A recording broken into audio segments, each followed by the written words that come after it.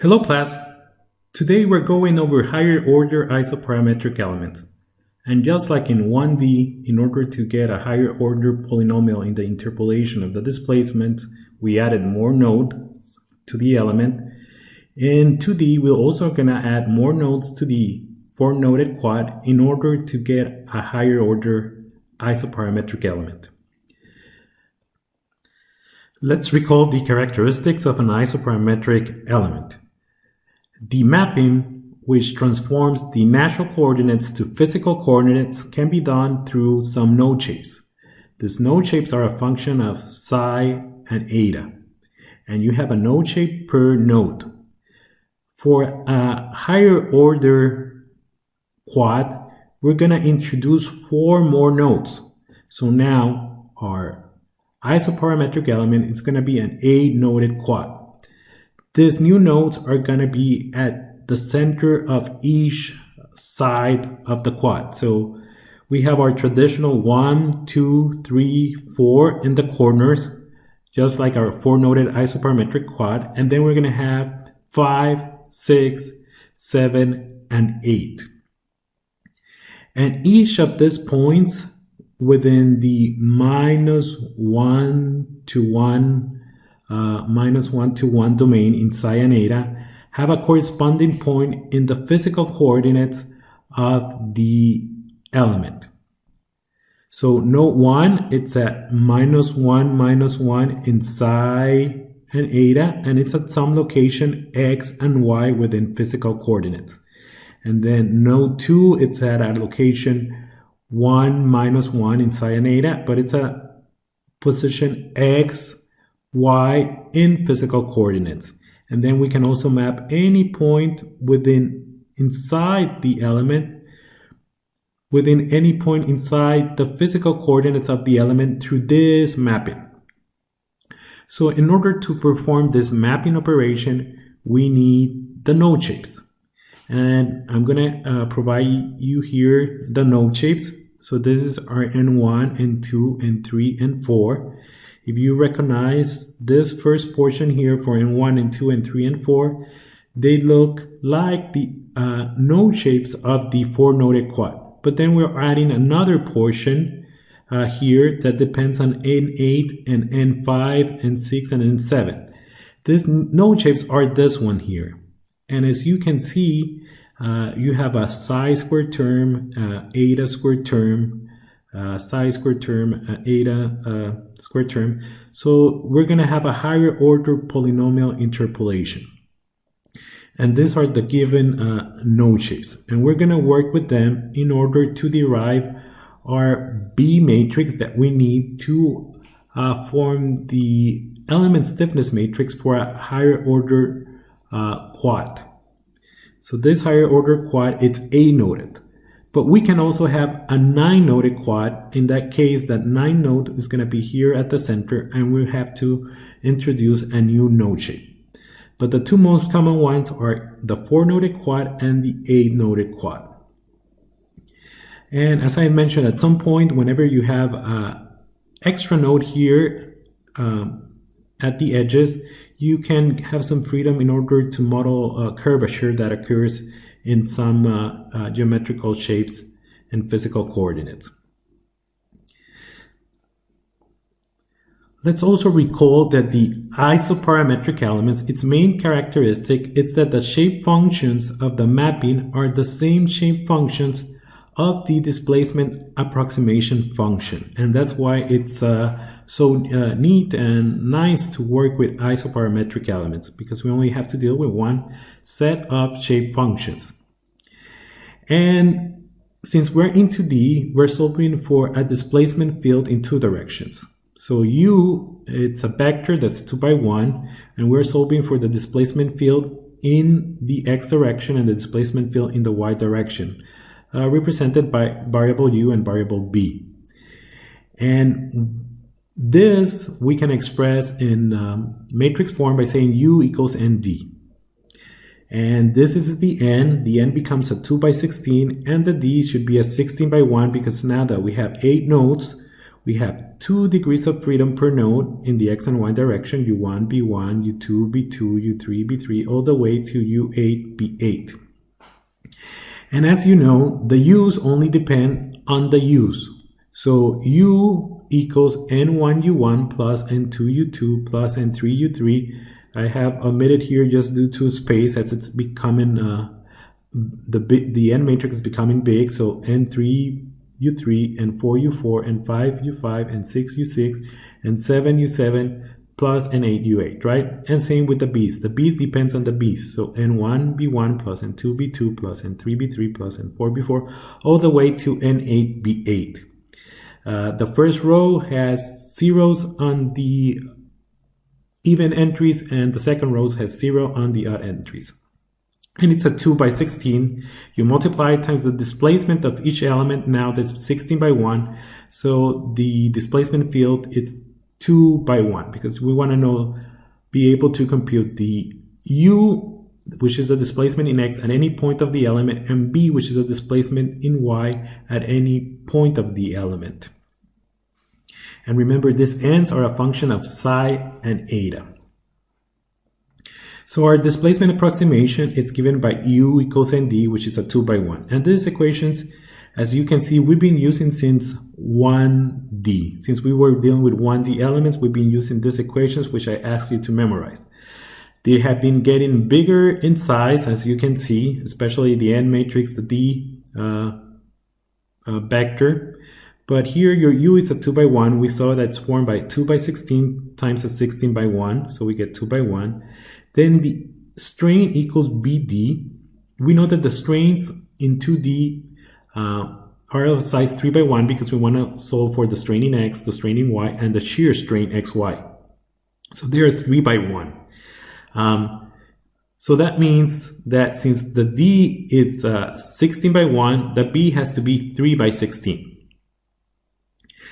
And then the K, which is the element stiffness, sorry, I skipped the stresses. The stresses are going to be the same size of the strain, so they're also 3 by 1. So we're solving for stress in X, stress in Y, and shear strain.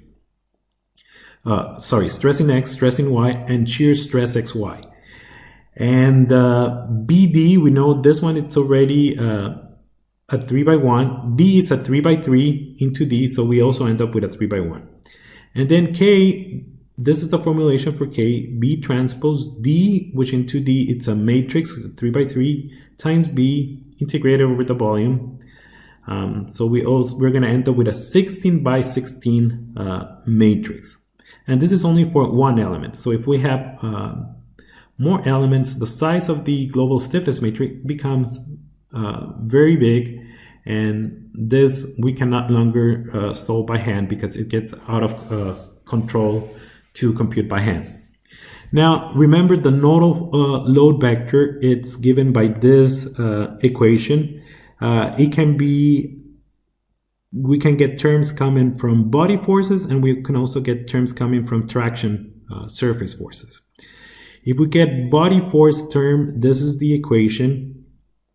We integrate n transpose times the body force vector over the volume. If we have traction surface forces, we have to do the surface integration.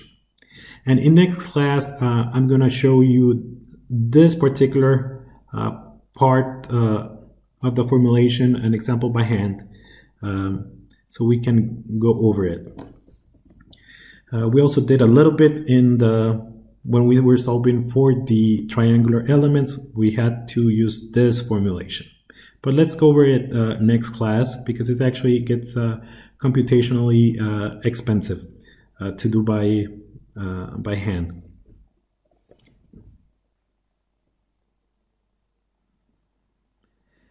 Now let's obtain the B matrix, and we're going to follow the same procedure that we follow for the noded isoparametric quad element. And remember that the B matrix, the main goal is to relate strains to displacements. And I have displacements all the way down here. But the main goal of these B matrix is anything that's between strains and displacements. And we said that we're gonna get to this in some steps, because now our node shapes are not longer a function of x and y, but they're a function of our natural coordinates psi and eta. So this is the definition of strain. So the strain in x equals du dx, the strain in y equals dv dy, and the shear strain equals du dy plus dv dx. So we're going to go here and we're going to say that the strain in x should be equal to du dx, so we put a 1 here. The strain in y, it's equal dv dy, so this should be multiplied times dv dy, and this actually should be the gamma representing the shear strain instead of the e, because there's actually a difference in definition. It's half of each other, but let's assume we have the gamma here. So the gamma xy is going to be equal to du dy plus dv dx, so that's why we have 1 here. So this actually, as you see, this definition does not depend on the number of nodes in the element. So it's independent if we have 4-node quad or 8-node quad. So this matrix, we're going to keep it exactly the same. So it was 3 by 4 when we were doing the 4-node quad, and we had called A this matrix, and it's also a 3 by 4, and it's the same when we're working with an 8-node quad. Okay, now we're going to relate this derivatives in the physical coordinates to the derivatives in the natural coordinates. And the way of doing it, it's through using the chain rule. So we start taking the derivatives of the displacement field in the x direction u with respect to psi. And since psi is a function of x and y, we end up with this relationship. So we have an easy way to do it is to have the u d psi here, cross term, and then have here the dx and dy. So we end up with this expression, du dx times dx d psi plus du dy plus dy d psi. We do the same. We take the derivative, the partial derivative of the u, the displacement in the x direction with respect to eta. So we end up with the u dx times dx d eta plus the u dy times dy d eta. And then we put this in matrix form. So we have here the u d psi, the u d eta, which is the two partial derivatives that are in the left-hand side. And then we see the repeating terms in this right-hand side, which would be the u dx and the u dy. And then we form this matrix of these terms, dx d psi, which multiplies the u dx, and dy d psi, which multiplies the u dy. And then here we'll have dx d eta, which multiplies the u dx, and dy d eta, which multiplies the u dy. And this, we know it as the Jacobian. This is the Jacobian matrix. So we have the derivatives of x and y with respect to the natural coordinates psi and eta. And in order to evaluate this Jacobian, we need to recall the mapping definition. So this mapping definition says that x equals the summation of ni, which is a function of psi and eta, times xi, and y equals the summation of ni, a function of psi and eta, times yi. So this is what we do in this step. So we take the derivative of x with respect to psi, but the only terms that are going to depend on psi are the n, the node shape. So that's why here we have dni d psi xi, and then dy d psi is going to be the same, the derivatives of ni d psi times yi, and same with etas, right? So only the node shapes are the one that are we can take a derivative with respect to eta. So here we have the node shapes. So these are the derivatives of n with respect to psi and eta. But then we said that actually these are not the derivatives that we want to evaluate the strains, because recall these are the derivatives that we want. So what we do is that in order to obtain these derivatives, we take the inverse of the Jacobian and we send it to the other side. So we have here the inverse of the Jacobian, and then here we'll have the u d psi du d eta. So this inverse of the Jacobian, we call it gamma. So this gamma matrix, so it's the inverse of the Jacobian. And then we said that this is only in U, and if we would do this with respect to B's, then it would look exactly the same, but instead of having U, we'll have B's here. So this is how we arrive to the B hat matrix, because we said these are the derivatives in physical coordinates, the du dx, the u dy, dv dx, dv dy, and they can be related to the derivatives in the natural coordinates, the u d psi, the u d eta, dv d psi, dv d eta, by the inverse of the Jacobian. And this first quadrant, it's relating the u's, the derivatives in u, with the natural coordinates. And this lower quadrant, it's solving for the derivatives in the y-coordinate with respect to the derivatives in the natural coordinates. So again, with respect to the four-noded quad, this is intact. So this relationship didn't change. The A, the ones that relate strains to derivatives, because the definition stayed the same. Now, this relationship between derivatives in the physical coordinates, derivatives in the natural coordinates, stayed the same. So the size of this B hat and the size of the Jacobian and the size of the inverse of the Jacobian, it's exactly the same if you are into D, regardless of the number of nodes in the element. And this is very important, and it might be a question in the final exam. So the Jacobian and the inverse of the Jacobian do not change in size with respect to the number of nodes in an element. What does change in size and what's going to be slightly different, it's this C matrix.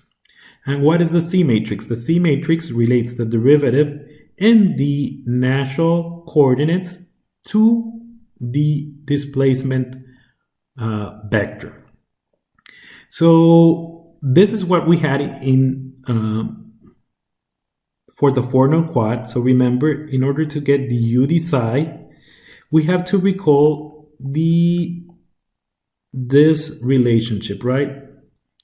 So this interpolation function, so in order to get the u d psi, you have to take the derivatives with respect to n's and multiply times the u's. If you want to get the u d eta, you take the derivative with respect to n and multiply times the u.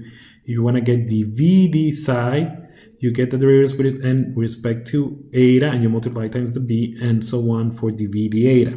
So this is what we have here. So the u d psi equals the n1 d psi times u1 plus the n2 d psi times u2 plus the n3 d psi times u3 plus the n4 d psi times u4. And then if you would have more nodes, you need to keep adding columns. So here we'll have, if we have another column, it would be the n5 d psi, and then we'll have here the n5 d psi, and then here 0, 0. So this is C, yes, it's going to increase in size because we have more node shapes, but the A and the B hat doesn't increase in size. So now we just need to add the extra columns, and I didn't do it because of space. It gets very crowded. It gets very crowded, and it's important to code it. So the B now that we need for the element stiffness matrix is going to be of size 3 by 16, and here we show it. So the A is still same in size 3 by 4. The one that depends on the inverse of the Jacobian stays the same in size 4 by 4, and C is the one that increases in size, and the column size is going to increase. You're still going to have 4 rows, but now this is going to be 16, so this is going to be 3 by 16. So what would be the C size whenever you have a 9-noded isoparametric element? It will be 4 by 18, and then your B will be 3 by 18. Okay, so then we have to solve for K, the element stiffness matrix, and we said that we don't want to do the integration in physical coordinates, but we want to do the integration in natural coordinates. And so we transform the coordinates, and now we have here B transpose times the D matrix times B times the thickness times the determinant of the Jacobian, d psi d eta, integrated within the domain of psi and eta, which is -1 to 1. What is the size? We already saw B, it's a 16 by 3, D is a 3 by 3, and B it's a 3 by 16. So we don't want to use, we want to use Gauss quadrature. We want to use Gauss quadrature to solve this integration. But now this B, if you see the ends, they have higher order terms. So we cannot use the same Gauss quadrature that we use for the four-noded quad. So we're going to use more integration points. And whenever you have an A-noded element, you need 9 integration points. So these integration points are going to be at, you have 3 possible locations of psi. So minus square root of 0.6, psi of 0, and psi of 0.6. And then 3 locations of eta, right? So eta minus 0.6, eta of minus 0.6, eta of 0, and eta of square root of 0.6. Sorry, all are square root of 0.6, as you can see here in the figure. And in order to evaluate the K, just so we did with the four-noded quad, you have to perform this summation. Now we need weights, and like in the four-noded quad, all the weights were 1. In this case, the weights are not 1. And whenever you use a psi or an eta of a square root of 0.6, you have to use a weight of 5/9. And whenever you use eta or a psi of 0, you have to use a weight of 8/9. So let's say for this point, this first integration point 1, which is at psi of minus 0.6 and an eta of 0.6, in that case the weight corresponding to psi is going to be 5/9. The weight corresponding to eta, it's also going to be 5/9, and then you multiply times this B transpose D, B thickness determinant of the Jacobian. Let's say if you're at here at 4. So at 4, your psi equals 0, and your eta equals minus square root of 0.6. So at 4, your weight related to psi equals 8/9, and the weight related to eta equals 5/9. And whenever you're at 5, where psi and eta equals 0, the two weights are 8/9. So let's do an example in which we used 8-noded isoparametric elements. And today we're going to start with Abaqus. So we're going to use Abaqus to solve this type of problem in which we have this sort of tunnel. And since it's a sort of tunnel with a fixed here, pin here, we're going to use plane strain elements. We have this pressure here of 150 psi acting on this outer surface, E of 29 times 10 to the 6 psi, and a Poisson ratio of 0.3. And this thickness is 0.5 meters. And let's solve it in Abaqus. So we're going to start a part. So it's a 2D deformable shell. Let me recall the dimensions that I gave you. So 8.5 meters, and we're going to, I think there's a mistake of units. So let's just transform this pressure to 150. Let's say now this is 150 newtons per meter square. So 150 pascals. And then let's make this also pascals. This is just a problem. Okay, so besides that error, let's work with meters. So let me, zoom out. I have to make this arc. So we said, so it says pick a center. So I'll pick the center at 0, 0. And then I'll pick the outer, so it says pick a start point for the arc. So I'll pick this to be at, we said it's 8.5, 0. And then it's going to go all the way here back to minus 8.5 has to go back to minus 8.50. Okay, 8.50 to minus 8.50. And let's add 0.5 to each side. So this will be at minus 90. And the other one, it's going to be at 90.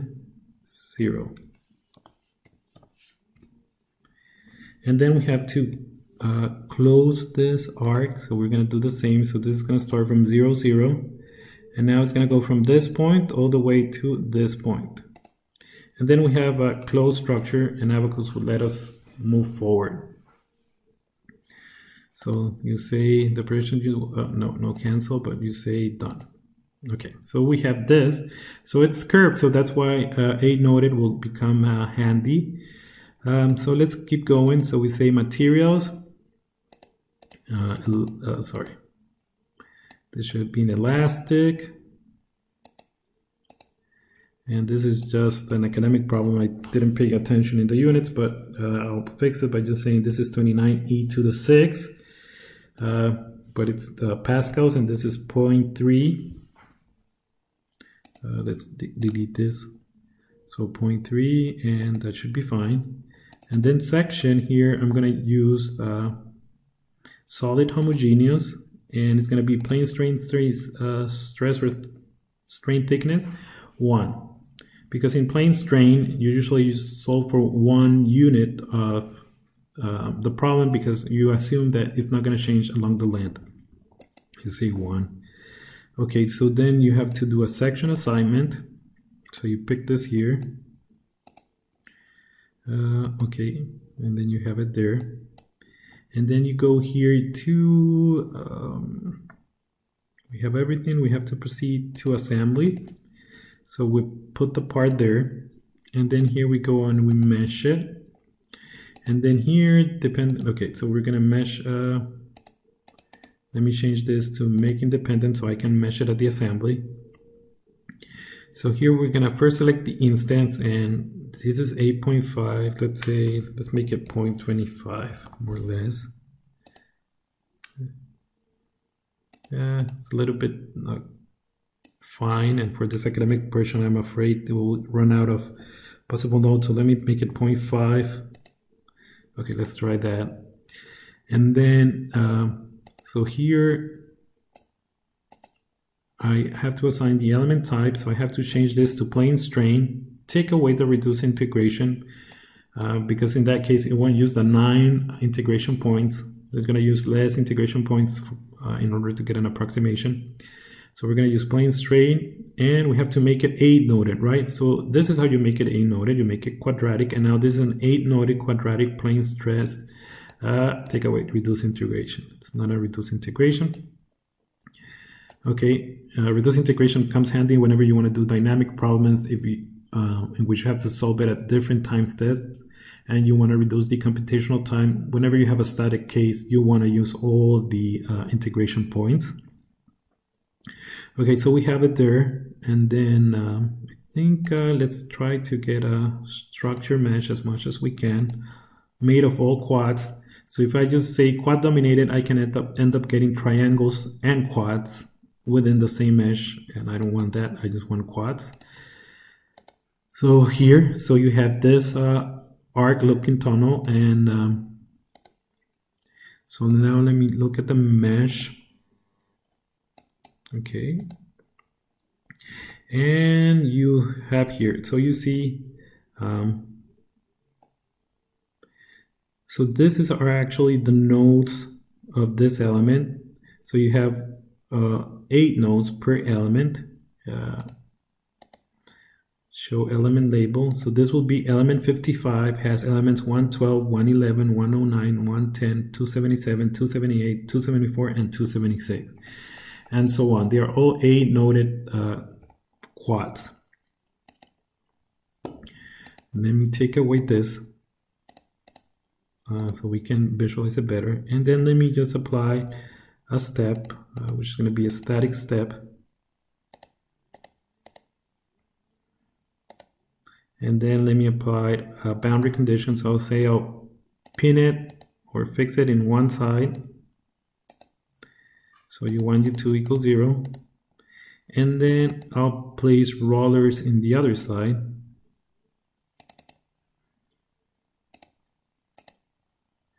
So U2 equals 0. And then I want to apply a pressure. So this pressure, you select this one. And actually, it will be better to do a surface traction, because a pressure only would let me do in the directions of, oh no, you can do it also with surface. Okay, let me try this. So minus, what it is, I say it doesn't really matter, but let's say minus 150 pascals. Okay, so it has to be pointing, I always get this confused, it's the other way. So it points towards 150. I think you can also use the surface traction, and let me just try it. So, and uniform, or you can also use shear. So in this one, whenever you have a surface traction, you can also have a shear forces on the surface. But so pressure in this case will be the better option. So pressure, let's stick to pressure. So we have this case, right? And we have everything, I think, so we can run it. So now we go and call this the tunnel plane strain.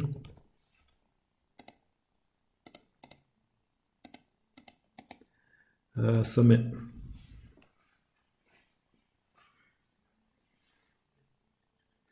And let's wait for the results. It's less than 1,000 notes. I'm using the academic, the educational version, so fine, it ran. So let's see the results. So these are the results. So we have the misses. Let's start with S11. So these are in the X direction. We have S22 in the Y direction, and we have S33 in the Z direction. Recall, in plane strain, the stresses along Z are not 0. The strains along C are 0, and let's verify that. E33, 0. So, but we still have E11, E22, and shear strains, right? And in stresses, we'll have the 3 stresses, S11, S22, S12, and then from knowing those, we can also compute S33. So we don't solve for S33, but then we can go and compute it based on the results of the other stresses.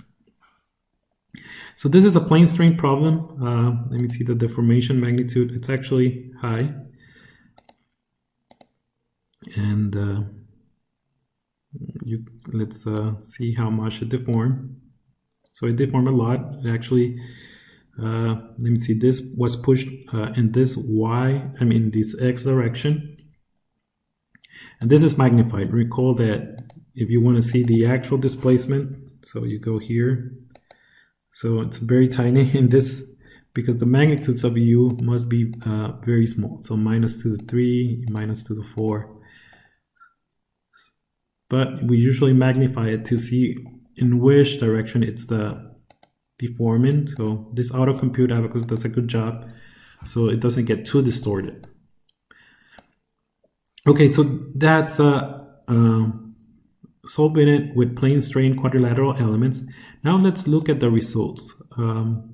Let's output the results, so report field output, and we're gonna want to output it at the integration points. Let's not do all of them, but just let's do the traditional S's.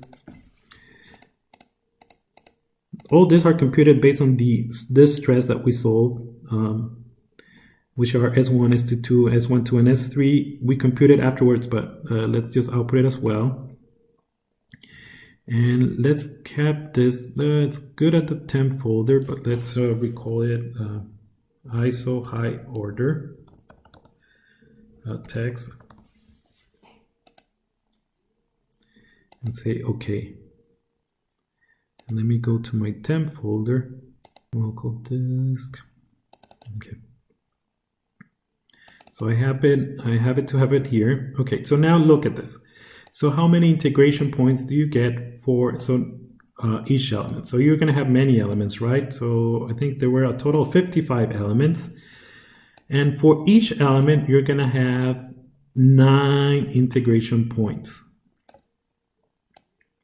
So here, 9 integration points.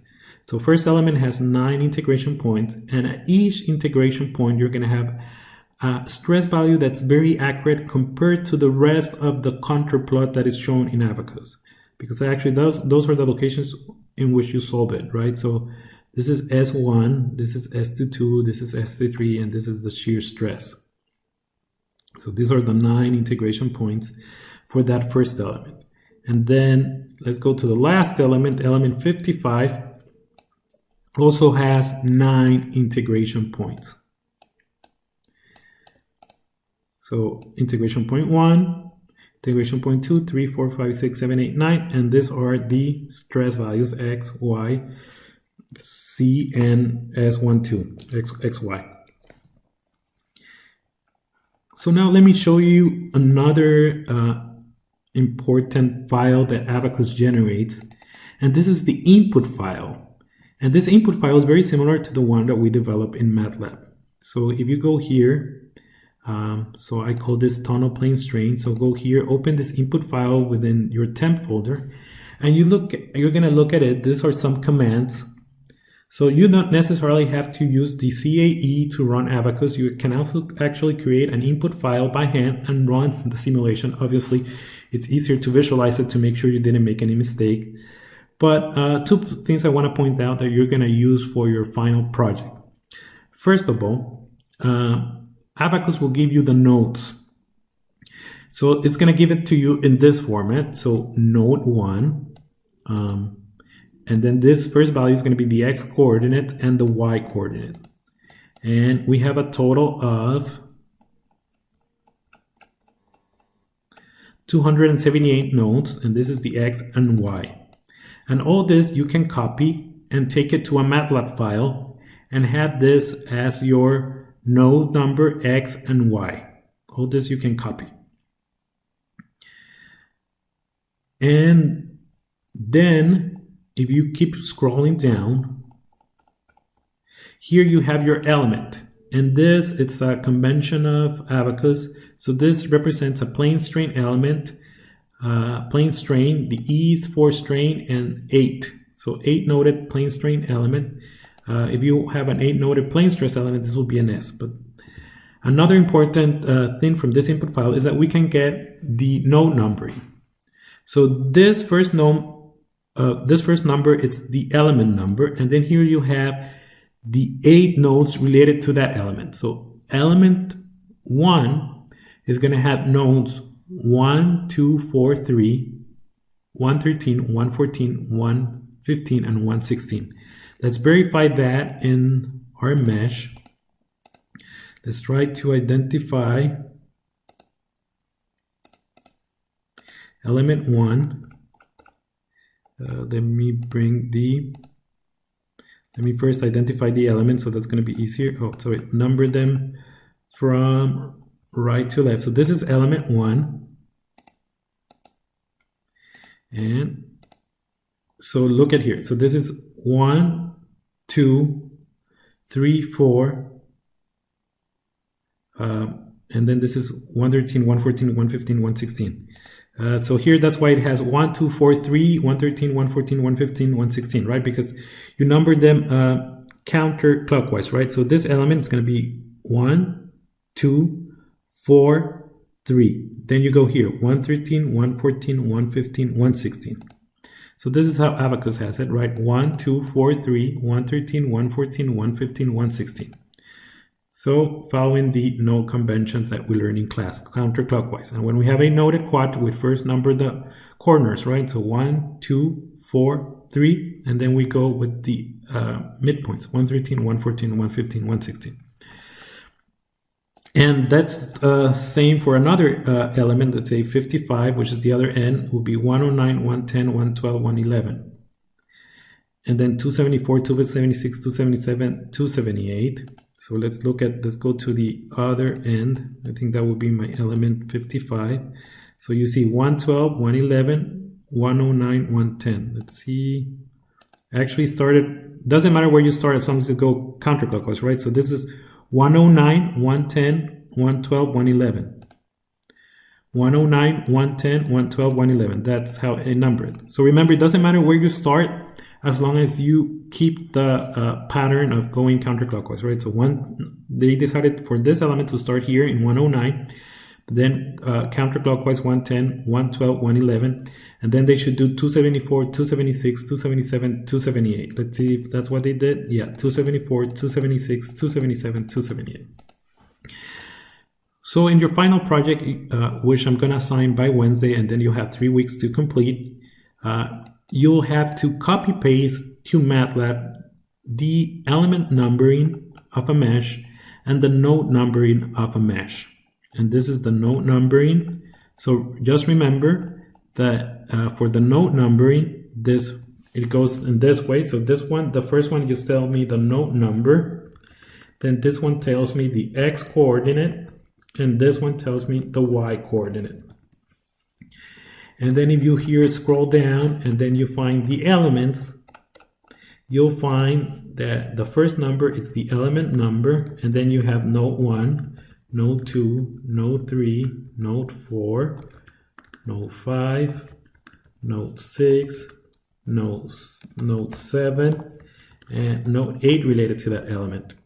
And so we have a total of 55 elements. And these are just sets defined by Abaqus in order to apply the loads and the boundary conditions. And here you see this is a step. We're not assuming large information, so nonlinear geometries, no. It's a static step, and here you apply the boundary conditions, the loads, and so on.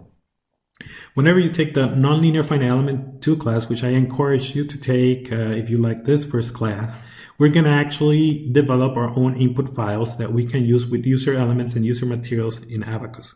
So we're going to get to this file more in detail. But for now, this is all you need to know. If you go and open the input file, which is the one that ends in IMP, after you generate or run your code in Abaqus, you should be able to extract the node numbering of the elements and the coordinates of the nodes. Okay, this concludes this class, and we'll continue next class and I'll show you how to obtain the forces.